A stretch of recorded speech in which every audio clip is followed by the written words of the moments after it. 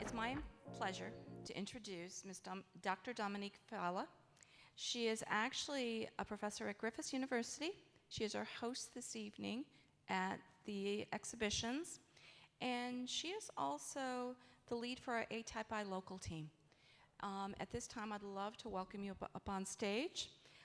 She'll be speaking on 10 years of typism, which I think is pretty amazing, because a decade of anything is something worth celebrating. Thank you.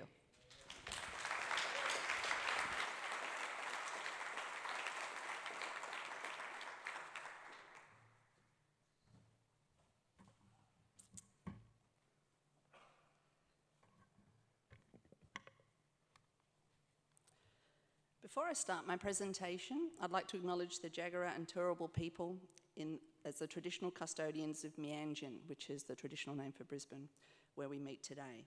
I also pay my respects to any First Nations people who may be here with us today. Okay, let's get down to business. Have you ever wondered why some of the world's most successful lettering artists appear to have the same skill level as many less successful ones?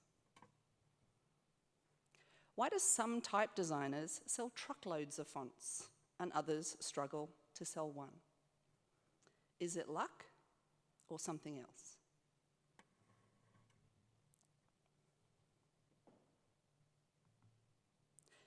In September 2013, I founded an online type and lettering community called Typism.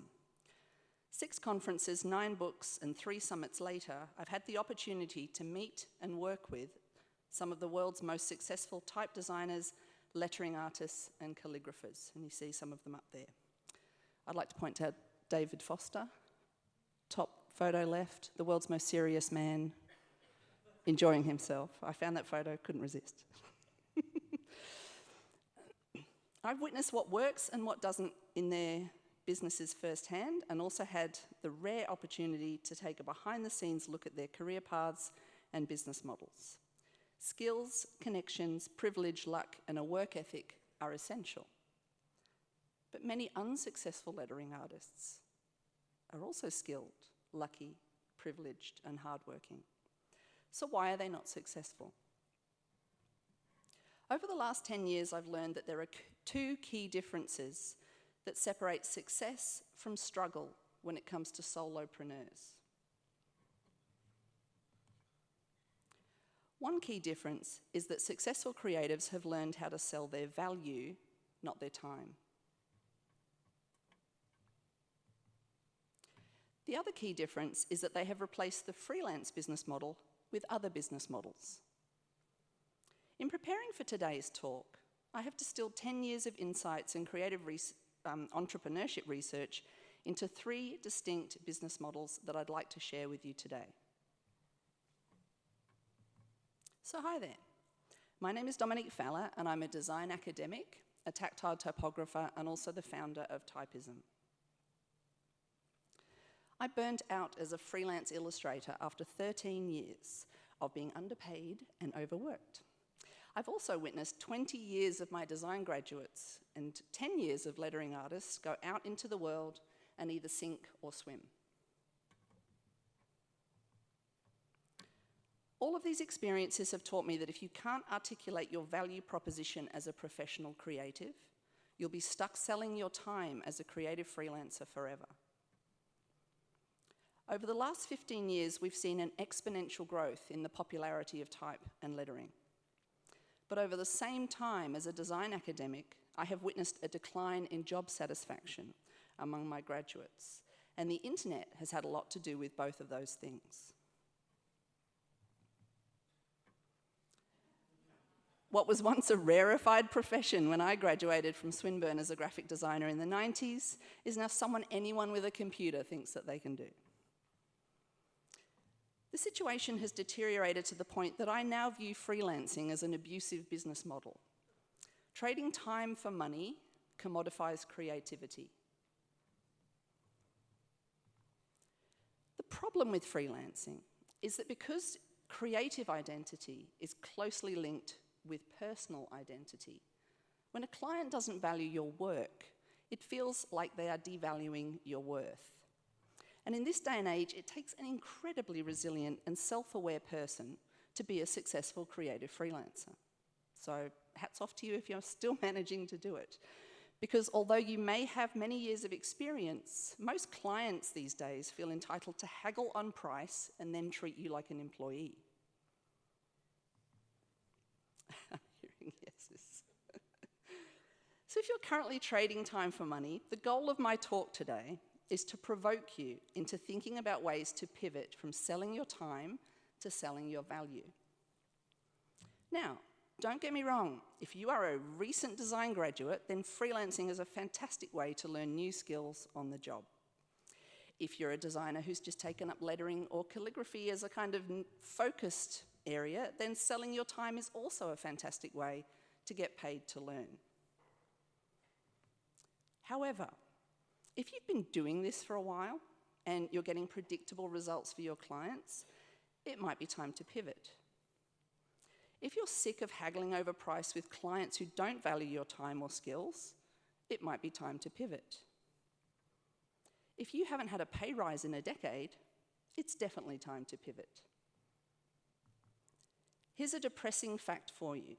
According to a 2018 survey, most creative freelancers hit an income plateau of $70,000 after 5 years. Now, if you're 20, that probably sounds like a decent amount of money. But if you're 45, it is not enough to pay your mortgage, take a yearly holiday, and plan for retirement. If you're a creative freelancer and any of this is resonating with you, it's time to start taking notes. So grab a pen, whilst I grab a water.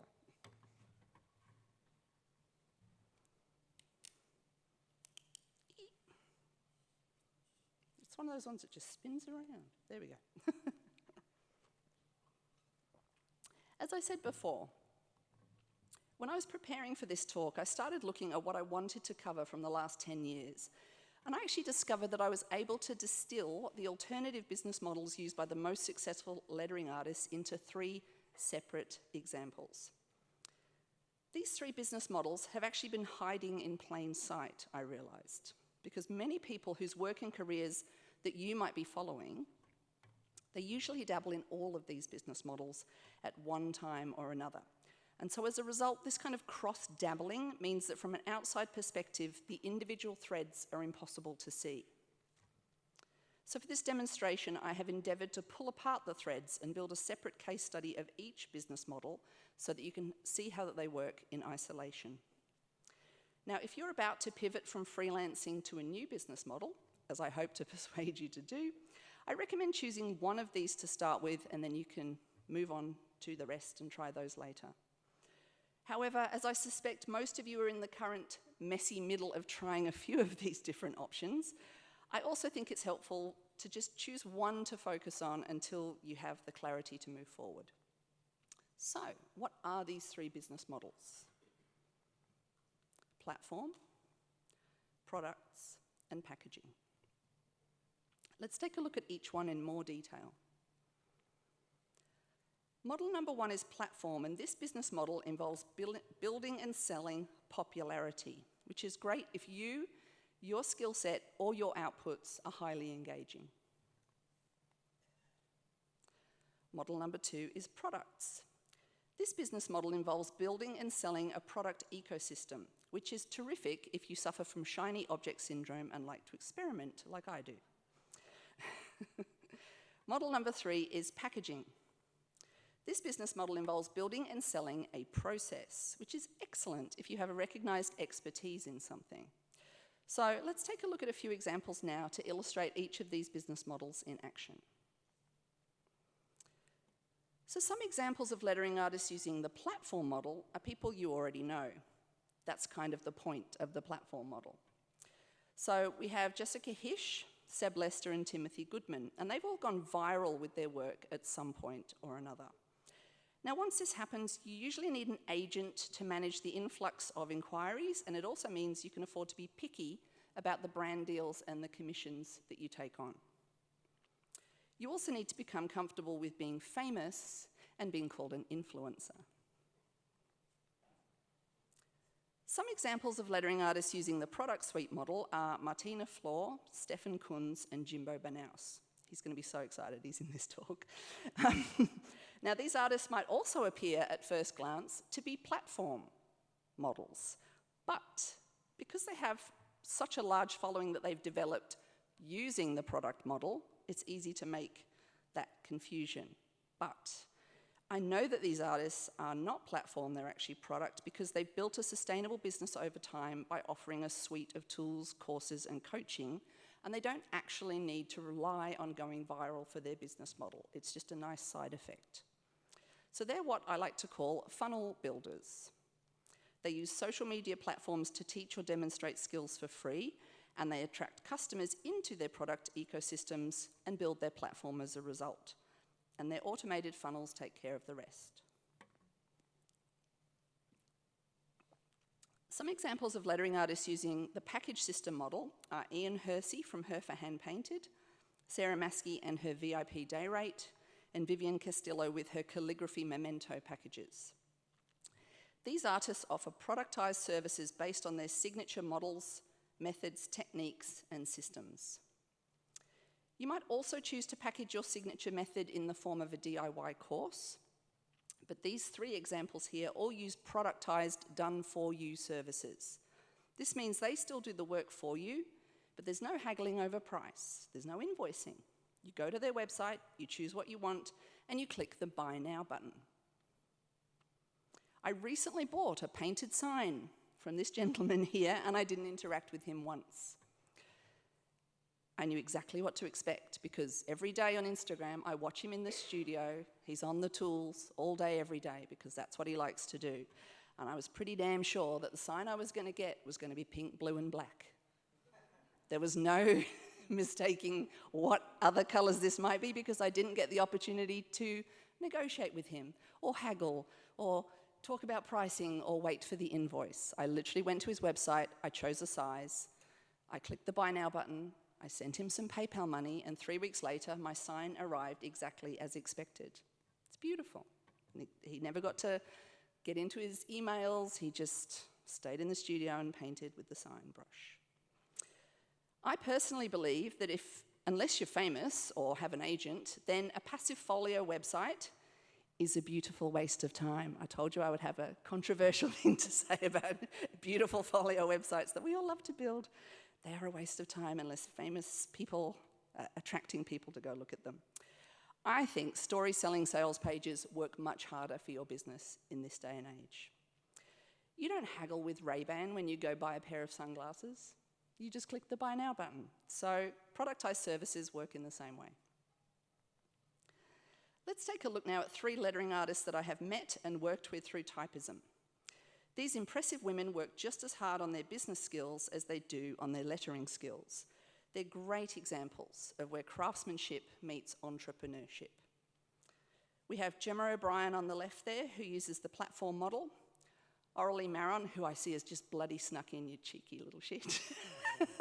We've been looking for you all day, and there you are. She started out with the products model, and Leanne Barker, who is currently using the packaging model.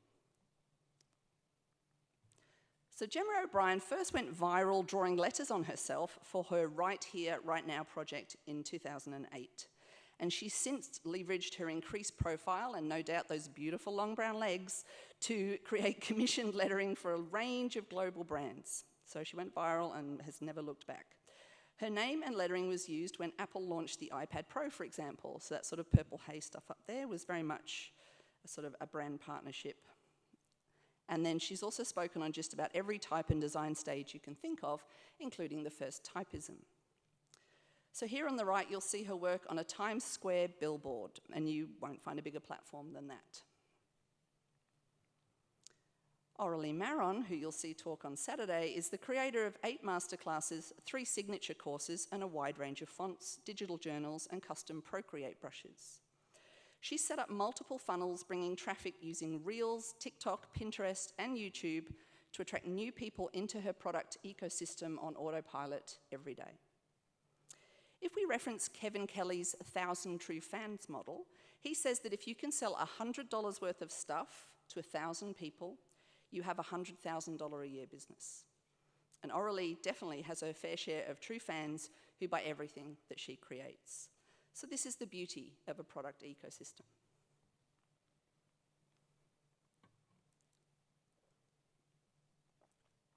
Leanne Barker is a second-generation trade-qualified signwriter with over 40 years' experience in traditional signwriting and gold leaf. She's in the process of packaging her decades of real-world knowledge into a systemized online course. I helped her outline the steps to a predictable result, and now she's turning those signature steps into modules, and she's stacking them together over time as a major course. It will practically be a TAFE course in signwriting by the time she's finished unloading all of that knowledge into a package system. And look, as someone who climbs ladders for a living, she's realized that it's high time to pivot and is packaging her expertise for sale in new ways. So to recap the 3 business models, in over 10 years of running the Typism community, I've discovered that there are 3 primary ways that professional creatives are successfully leveraging their value. The platform selling model is all about building your profile. The product suite model is all about creating an attractive ecosystem. The package system model is all about delivering predictable results. Now that you understand a little bit more about how each of these 3 business models work, and you've seen some real-life examples of lettering artists who use them, I'd like to take you step by step through the process of deciding which of the 3 paths you're going to be pivoting to, because, as I said, I hope to provoke you to start making a change. So these are your next steps, and I must warn you, I love alliteration. So step 1, prepare to pivot. Step 2, pick your path. Step 3, plan your project. They're taking photos. I love this. All right, so the hardest part when I start talking to creatives about entrepreneurship is they don't want to let go of the fun parts of freelancing. So before we do anything else, I think you should start by listing out your non-negotiables, because work out what you're good at and what you enjoy, and then plan to do more of that and less of the stuff that you hate or are terrible at. Just stop doing it. Begin this process by writing a less and a more list, and then you identify what you want to keep doing and what you want to stop doing. And then you can begin to implement automations and systems to remove the low-value admin and sales stuff that most creative freelancers that I speak to hate. Less invoicing, more drawing letters. You get the idea. So once you've done that, the second step is to choose a path. So I'll go through all 3 now and offer some tips to help you decide which business model might be the right one for you to start experimenting with. Think of this as a Clio career quiz for lettering artists. That was one 40-year-old Australian woman who's the only person in the room who understands what I'm talking about, but stay with me. Question 1, do you have a highly engaging style, technique, side project, or even your personality? Your work might be awful, but you might be cool. Is it your dream to go viral, or have you already gone viral? I went viral by mistake. I didn't mean to do it at all with my string lettering, and then all of a sudden you've got a whole new business model opens up for you. So if the answer to any of this is yes, then platform might be the path for you. Question 2, do you have a million creative ideas running through your head and you can't choose just one? Do you like building new things and learning new skills? Are you constantly experimenting or chasing shiny objects? If the answer to any of them, I'm just hearing yeses. If the answer to any of this is yes, then products might be the path for you. Question 3, do you have a recognized expertise in something? I mean, there's quite a few PhDs in the room. That's pretty much, that's your expertise. Or maybe you've written a book about something. Quite a few authors in the room as well. Or, if you haven't done either of those things, you've delivered the same service repeatedly to different clients with predictable results. If the answer to any of this is yes, then packaging might be the path for you. Now, if any of these resonate, great, choose that. If they all resonate, then I recommend you choose packaging first, because it's the easiest to start and automate, and then you're free to move on to one of the other business models. Now, once you've chosen the business model you want to pivot towards, step 3 is to clarify your value proposition and then test it on real people as soon as possible. Because the reason for this is what creatives love to do is to get stuck in the planning phase for years. How many people have started a business and you still haven't designed the logo yet?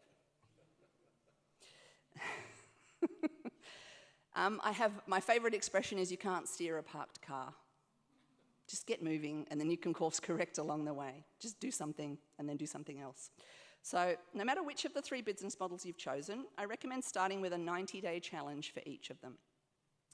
90 days are just long enough to get tired of something once the initial excitement spark wears off, but it's short enough to stay motivated and see if it's going to work. So let's take a look at some 90-day roadmaps that you might want to follow. So if you've chosen platform as your business model, then I recommend committing to a 90-day challenge where you show up on social media or YouTube and share your thing every day. Not your thing, your thing. You could do that too. Fantastic business model. Memberships and subscriptions is the future. Pick one channel and build it over 90 days for 2 reasons. See if you enjoy it and see if anyone cares. If you would like to go for the products option, then I recommend you start with your audience. And it really doesn't matter how small they are, just ask them what they want. And then create something super focused and engaging and just sell it to them. $7, anything, just to get started. You can develop a digital toolkit, a mini course, a set of Procreate brushes, a font pack, who knows? Choose something simple that your audience wants, that you can turn around from idea to launch in less than 90 days. Because what always happens is we take all of this knowledge and we dump it into the world's largest online course, and it takes you years and years and years to finish. Don't do that. Tiny things, see if it's working. And if you have an expertise that you'd love to package, so if you're stuck designing 5-page websites for clients, it's time to systemize that as a productized service, and then there's a lot less haggling and back and forth about the same stuff. So I recommend you turn one of your core services into a streamlined product, just to test it. So if you've delivered the same service to multiple clients, write down all the steps you typically take in order to deliver a predictable result. You have a system, you just haven't unpacked it yet. Your goal in the 90 days is to productize a service and get it ready for sale via a sales page on your website. The power of no more invoicing, no more haggling over prices. You don't hear from the client until after they've pushed the buy now button and the money has arrived in your PayPal. So I'm going to show you some real-world examples of each of those options. So this one is platform. And on the left is some fairly ordinary lettering. And in the middle is some beautiful lettering. And this is all You Bring Fire. So Scott Biersack is a regular contributor to Typism. And I begged him not to remove the stuff on the left from 2013, because in 2013 he started a 365-day project. I'm just telling you, 90 days. He went all in. He did a whole year of lettering because he was studying design and he loved lettering, but he was awful at it. So if you look on the left, it's pretty terrible, but as you scroll through his Instagram, you see it get better. You literally see the progress over time as he improves, little by little, day by day, and he went viral in the process because everybody was like, whoa, dude, you're pretty bad. And he's like, yeah, but I'm going to do this for 365 days. Come along for the ride. And they did in droves. I think he got to 46,000 by the end of the year because people wanted to see him stop halfway through and then they would feel better about themselves for not finishing challenges, or they wanted to see him improve, which he did out of sight. So, and look, he just happened, look at the gorgeous little fella. He's got the most engaging personality also, which helped. So he shows up and does cute stuff and little skits and things. But he just by sheer diligence and not giving up, that grit and commitment as opposed to any skill or talent, he became a platform. He's now built himself into a personality, but he's also improved his lettering skills along the way. And then on the right we have Nora Fixer. She was a Norwegian student who came to us for a trimester of study. And again, I set them a 30-day challenge because she said she wanted to learn how to use her brand new iPad. So I said, publish something to Instagram every day for 30 days. That's your challenge for your assignment. I think 8 years later, she's the most downloaded Giphy artist last year. So she creates Giphies, which are animated little cartoons. She's done them for some of the Kardashians, all of those kinds of big brands that influencers care about. She has, completely elevated her platform, again, by committing to a challenge. I stole these from Aurelie website, I have to confess. So Aurelie teaches a digital product's secrets, and these are some of her students. And again, in a very short amount of time, they're just meant to develop the project. They come up with a mini product, something, anything, digital, cute. So Us has made a pattern builder kit, Libby Reed made a planner and stickers, and Vera Dermanovsky made floral fusion brush stamps for Procreate. So it was a very small toe dip in the water product just to put it up and see if you can sell it. And so I think both Us and Vera got accepted to Creative Market, and so they're off to the races, and now they're developing next bits and pieces. And then packaging, so that's just an example of Herfer's website. So, you literally pick a size, and that's what determines the number of letters he has to paint, is how expensive this sign is going to be. By now, it arrives, it's gorgeous.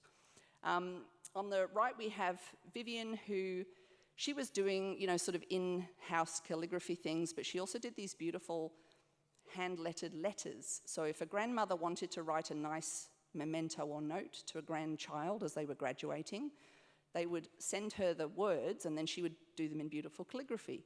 And I said, well, this is something we can productize, and so she's just, for A5 it's this much, and for A4 it's this much, and for A3 it's this much. So she's now got buy now buttons on her website, and she's, just like Ian, sitting there doing the calligraphy, as opposed to spending 2 days in her inbox trying to haggle on the price for the product. So she's productized it. So, let's recap. Start with a strengths and weaknesses audit and develop a list of things that you want to stop doing and a list of things that you want to keep doing. And for most people, it's things like invoicing, haggling on price. Then choose your business model that you want to pivot to first. You can only choose one. So pick platform if you're engaging, products if you want to experiment, or packaging if you have proven expertise in something. And Vivian doesn't have a PhD in calligraphy. She's just done a lot of them. Proven expertise. Finally, commit to a 90-day challenge to make sure that you've chosen the right path before you go all in. Both Typism and ATypI exist to celebrate our shared love of letterforms, and I also hope that if you make money from your love of letterforms, you now have a better understanding that the entrepreneurship of lettering is just as important as the craftsmanship. I have to thank all of these lovely lettering artists for trusting me to guide them on the journey from freelancing to what I like to call funnel-lancing. And so freelancing serves a valuable purpose when we're just getting started. But at some point in your creative career, if you feel frustrated or devalued by clients, as I know that many of you do, I've spoken to many of you here, and I know that you do, I'm here to convince that there are better business models that you can try. If anything I've said today has struck a chord, I invite you to join the Typism membership waitlist. I'm passionate about freeing as many people from freelancing as possible, and we're going to be launching our first 90-day challenge cohort in June. So if you want to be notified about this first cohort, just grab the code with your camera now, and you can follow along on Instagram at Typism as well. We'll be talking about it much more in the coming months. But I had the perfect example happen on workshop day, which was Tuesday, I actually have a podcast called the Creative Spark Podcast, because nothing upsets me more in this entire lifetime than seeing people's creative sparks go out. And we had one of the original Typism student volunteers, Courtney, show up on Tuesday. She said, I'm volunteering. And so I got to talk to Courtney, who'd been one of the original Typism crew. And she's exactly what I'm talking about. She's 32, she's been out in the world, she's done her freelancing, she's got that burnt out, she is now a prison officer. She had to leave the workshops because she had to go and escort a prisoner who had self-harmed to hospital. And I just was like, Courtney, please, let me help you. So she said, sign me up, I will be your first test participant. But that's exactly what I'm talking about. This gets this burnout and this abuse from the whole kind of business model of freelancing is just so kind of damaging to some people. If you haven't got that resilience, or it's just not working out for you, that, you know, being a police officer or a prison officer seems like a better option. So I just thought, well, I have to save people. So if you would like to be saved, I hope to take you on a journey where we can at least kind of do 90 days together to see if it's going to fit. Speaking of inviting you to things, I'd also like to invite you to the 10 Years of Typism books poster show. So we've got 9 books finished, and we've got a 10th one will be in production this year. People have asked me how we chose the works for the show. And look, there's no point going through all of the curation process again. The works are curated into the books. So what we actually did was we just looked at people who'd been there sort of from day one. So most of the people whose work is on display in the gallery have literally been in all or most of the books. And so I just literally went through and picked some of my favourite works from those artists. And I'm excited to say that quite a few of them are here. Some have made the trip from Victoria, Newcastle, Gold Coast. So we'll be able to meet them. The others are in the Ukraine and Bolivia and other places and aren't there, but they've sent a song. So we'll be hopefully, if I can work out the tech, playing a Spotify playlist, which has been a song nominated from everybody who's in the exhibition. So there's 36 posters up the road. So just head towards the Emporium. You can't miss it. Giant building E. And we're across the road from that. 226 Grey Street. It's about a 15-minute walk once you get out of the building and turn right. Hope to see you there at about 6:30 after the last talk. So I look forward to answering any questions that you have about typism or turning your passion for lettering into a sustainable business. Thank you. She's jumping out of her seat. Thank you very much. We actually have time for a couple questions because I am the only thing standing between you and coffee and chocolate at this moment. And thank you for talking about the party, the exhibit, then I don't have to. Saves you from doing it, yeah. So, couple questions? Yes. She was jumping out of her chair the entire talk. I've clearly struck a nerve.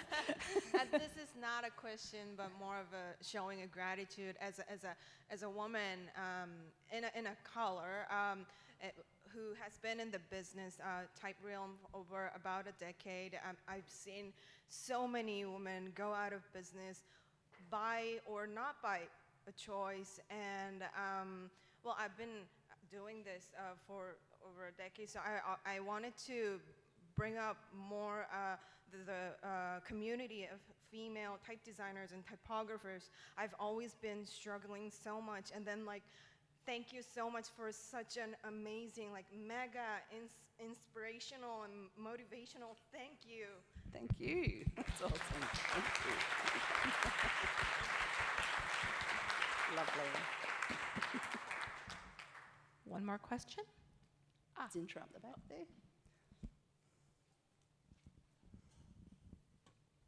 I'm going to mirror that, but it's mostly as a comment to say that I don't believe it's purely just for freelancers. I haven't done very much of that myself because of probably imposter syndrome and juggling that balance of working in a job to get money and then doing art on the side. I think, yeah, anyway, 90 days, I'm keen to, got the QR code, that was really nice, so thank you so much. Excellent. We'll see you in there. We've got another up the back there.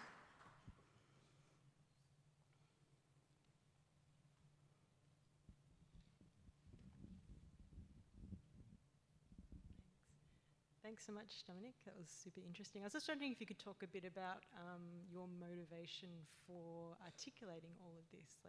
Is it something that you've been doing on the side, or was it for this talk, and how does it, how does it feel to kind of have put it into such a kind of neat package that is clearly resonates with a lot of people?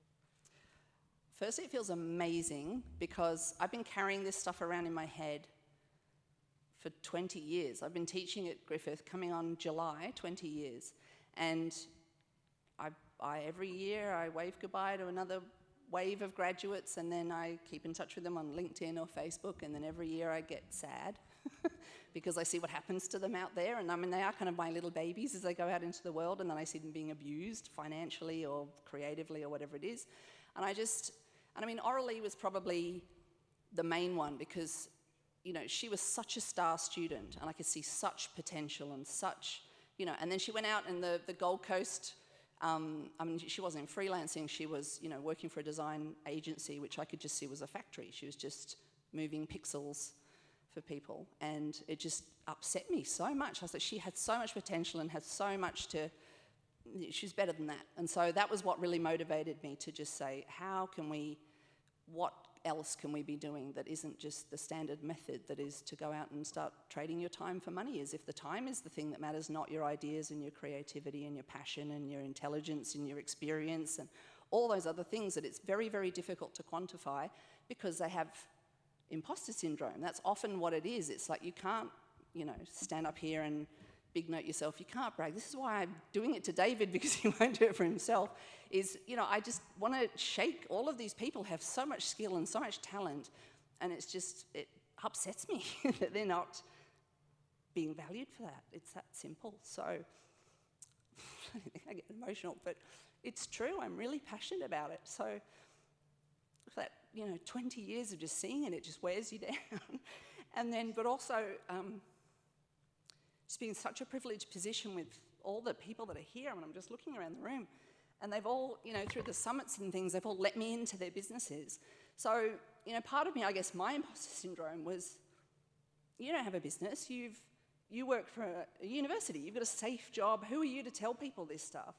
But because I've got such a privileged position of what I've seen other people going through, I felt that I had to share that. But what was so amazing about this talk was that it was the opportunity to put it all together and to share it. And being able to see it, that was the thing that I had one of those aha moments, because I must be honest, like David, my initial thing that I put in my proposal, I was just going to stand here and give you a really 10-year boring timeline of Typism. It was like, oh, you know, we went there, and then Wayne came, and then we did a thing, we had a conference, and we made a book, and then we made some more books and some more conferences. You know, it was going to be that. And then it was only when I actually really started looking at the stuff, and I was like, there's so much deeper than here. This is so much rich knowledge, and it's the rich, you know, the research from the university stuff, and it's the research from the Typism stuff. And this is actually the first time I've ever put it together, like really just brought those threads together and then tried to make sense of it. Because what I could see was, you know, I've been teaching different people different things at different times, but this talk was really the moment that made me actually kind of put it into a structured format and then actually make it, you know, something that could, a gift that I could give to the audience, and that you could maybe take away and actually start to apply. Because, you know, you watch these things about how to give a TED talk, and it's like, well, what do you want the audience to do at the end? You know, not just, hey, I made a bunch of stuff, isn't it cool? But what do you actually want the audience to go away and do? And so if there's like 3 people in this audience who are just going, she's talking to me and she can help me, then I've done my job. It makes me really happy. Thanks.